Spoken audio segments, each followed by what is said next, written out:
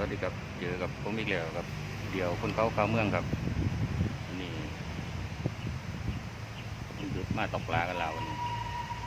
พอดีไม้ผีเขาสะกิดมาบอกว่ามีตัวไม้นี่ครับเดี๋ยวผมจะเลยสปับไม้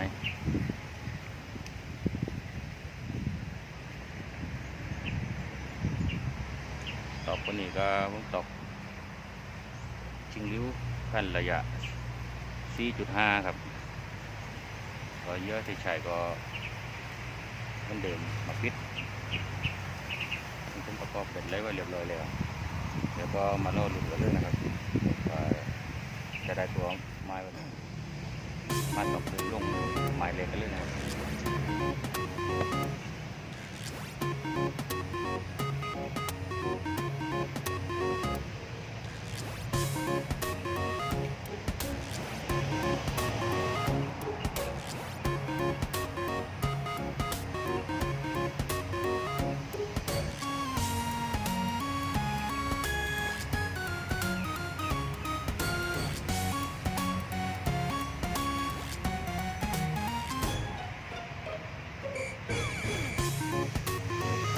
พอมาถึงเดี๋ยวผมก็เอาเยอะลงไปเลย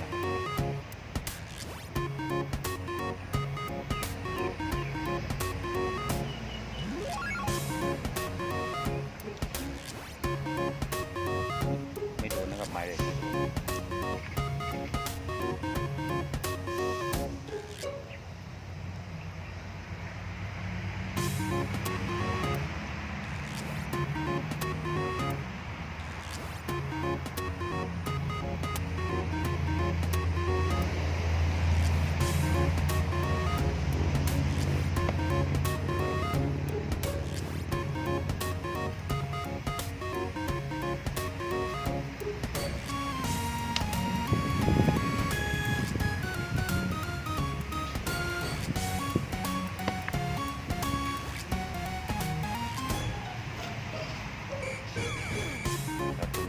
การแล้วนะครับ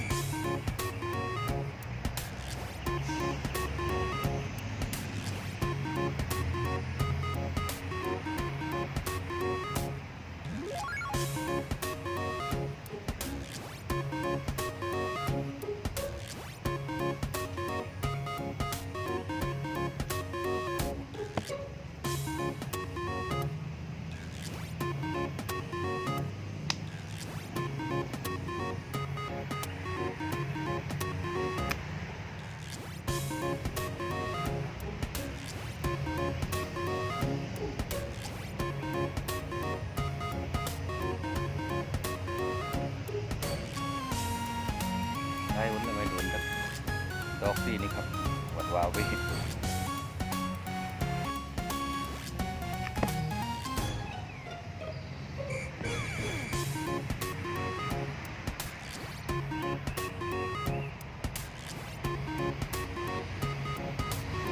ตอนนี้เริ่มมืดพ้นแล้วนะครับจะตอกไม้มากมืด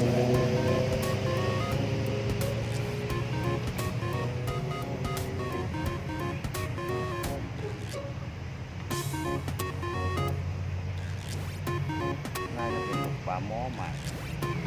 เป็นน้ำ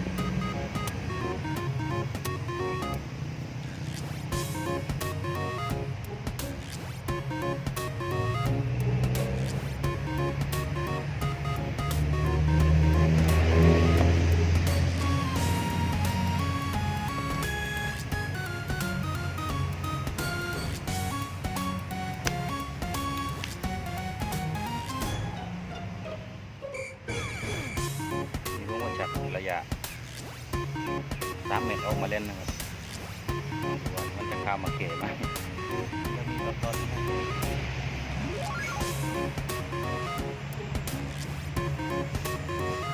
เดี๋ยวเรามาดูกันต่อเลย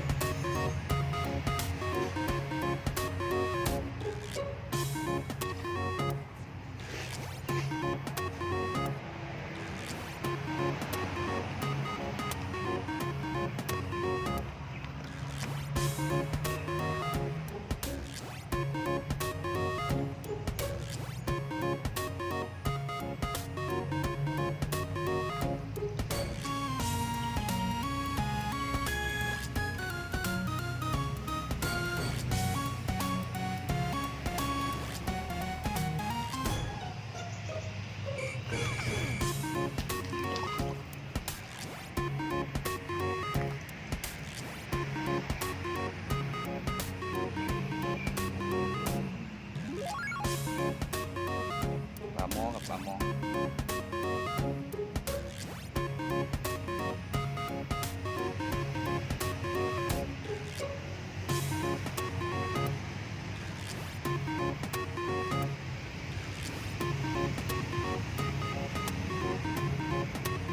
ใส่ก็ช่วยๆนะครับปลาหม้อนี่มาเลยครับ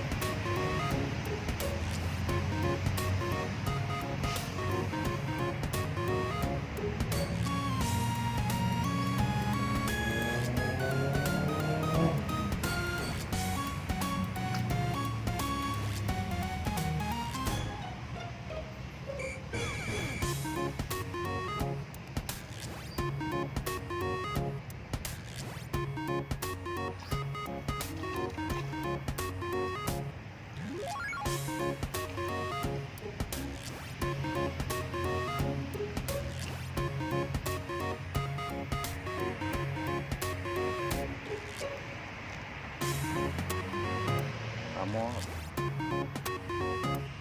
ใส่เหล็ก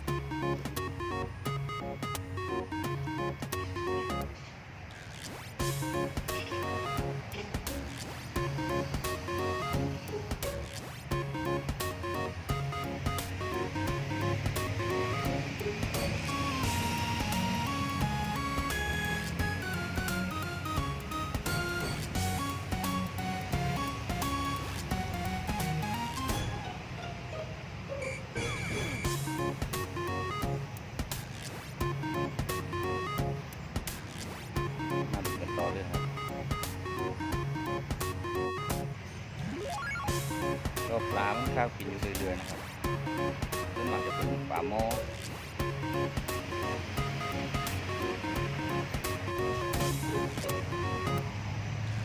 ไม้ด้วยนะครับน้ำก็ไม่ลึกเท่าไหร่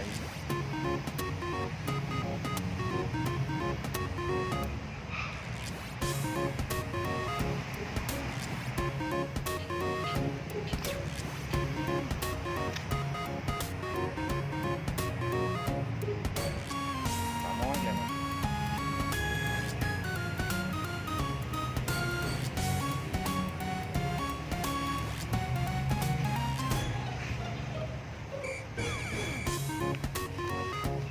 ปลาหม้อเลยครับ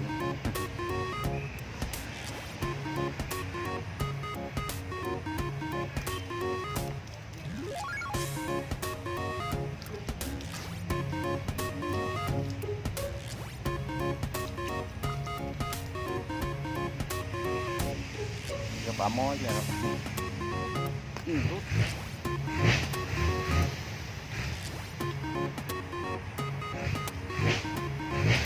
จับไปกั้นครับจับไปกั้น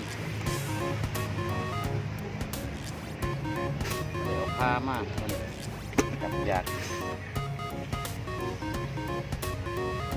นี่นะครับปลาหม้อ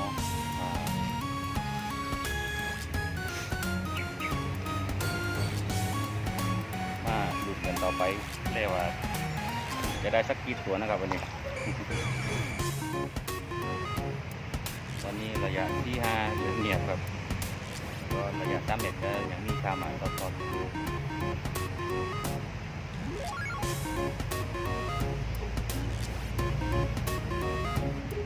ลับมาโน่นลุ้นกันต่อนะครับ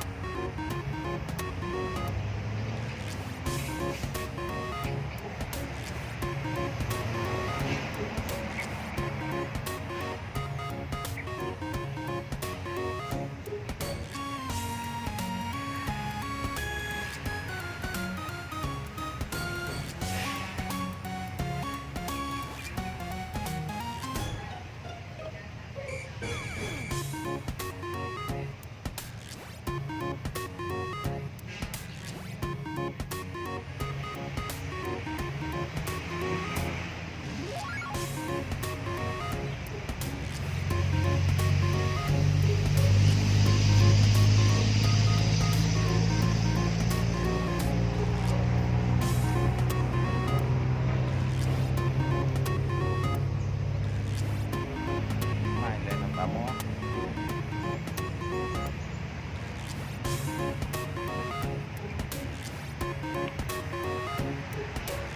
หรือลงข้อเลยนะครับตรงนี้ก็อยากจะปล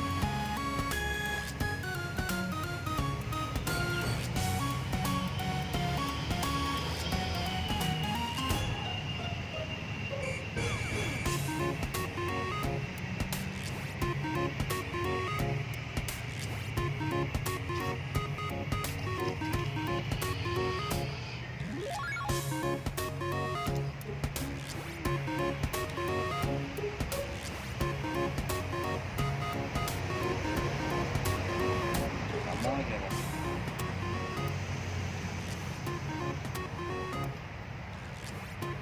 เอาผ้ามาจับเก็บมือหมดเลยนี่นี่ครับ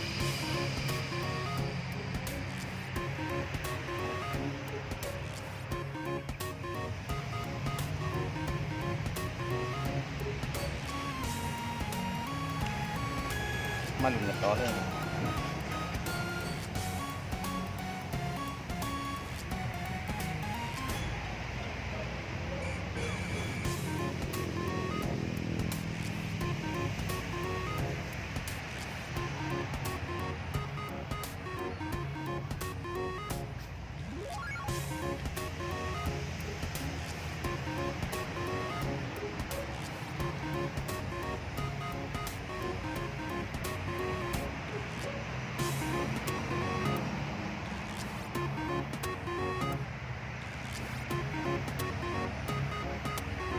น่าว่าจะเป็นปลาหม้อล้วนๆเพราะวัดโดนมั่งไม่โดนมั่ง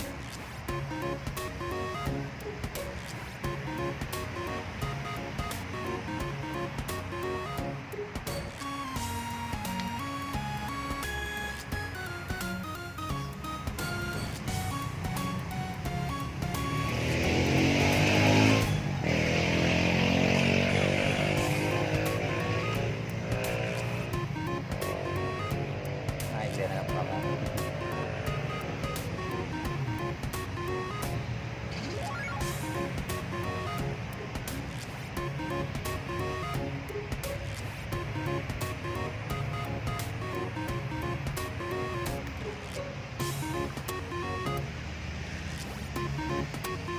ขึ้นมาแต่ปลาหม้อเพ่นี่ครับไม่มีปลาอื่นปนเลย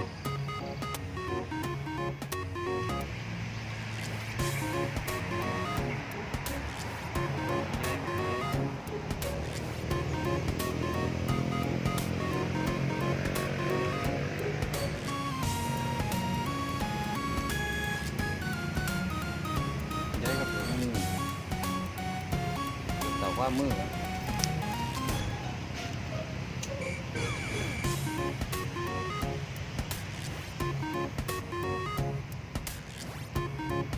พามากครับใช่ครับ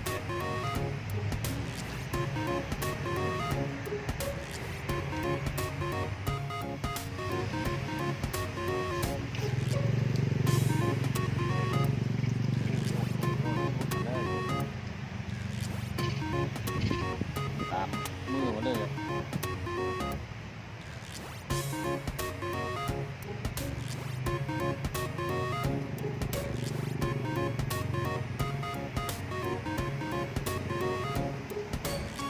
ตัว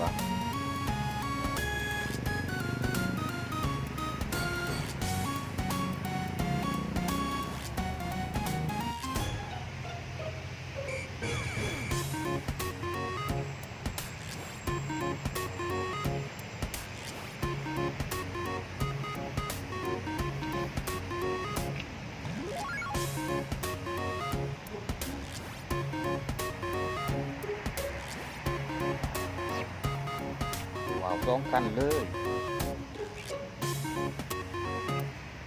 วัดว้าวจะ2 คันเลยครับแล้วมาดูกันต่อ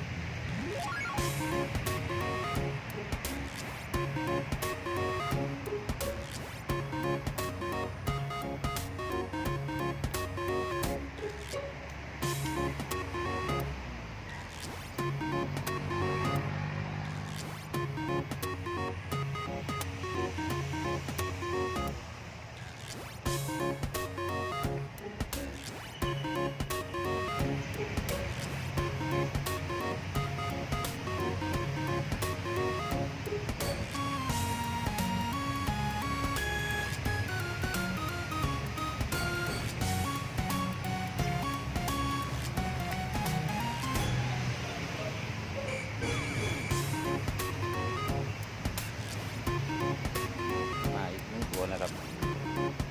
จะหายไปสักพัก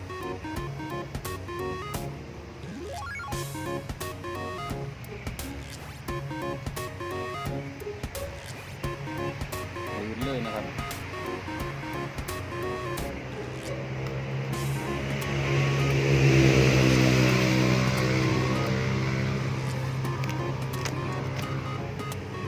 ลื่นลงข้อไปเลย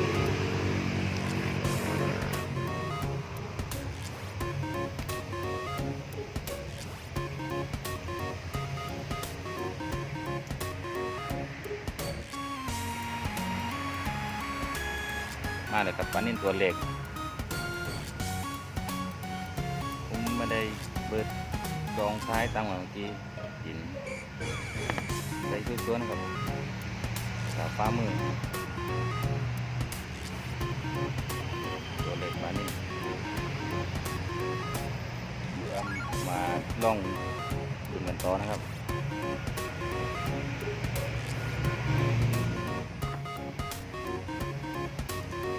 ก็นั่งมาน่านนัดเลยครับเงียบกริบเลยไม่มีกระดิกเลยครับตุนก็เดี๋ยวจะเก็บอุปกรณ์ลบกลับบ้านก่อนเดี๋ยวค่อยมาซ้ำเราวันไหนว่างๆเดี๋ยวค่อยมาซ้ำใหม่ตุนปีนาดูมันยังเงียบเป็นนี่ไหมไว้ก็ยังได้อยู่เลยครับวันนี้เดี๋ยวก็อยากเก็บอุปกรณ์วันไหน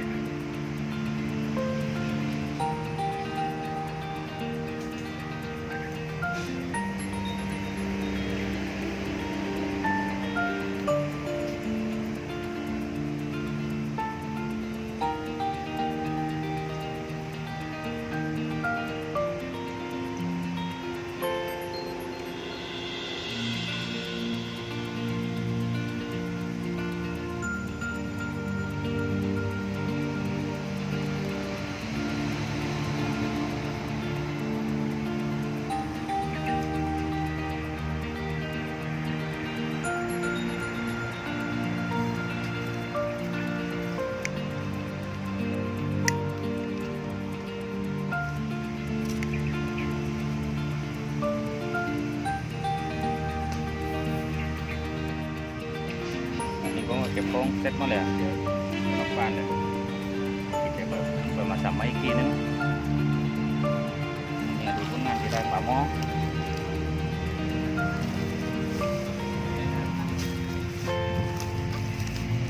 รอบเราเดียว ไหนรับเลย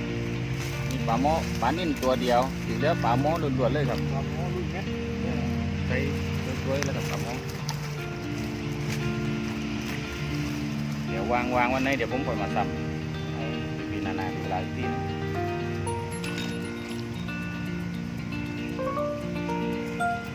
วันนี้ครับผมก็หยัดกลับก่อนแล้วกันขอฝากพี่ๆนาเพื่อนๆน้องๆฝากเข้าไปกดไลค์กดแชร์กดติดตามกดกระดิ่งให้ผมกันใน YouTube ในช่อง YouTube ช่องเดียวเขาคนเข้ากาเมืองแล้ววันนี้ผมก็ลาไปก่อนครับ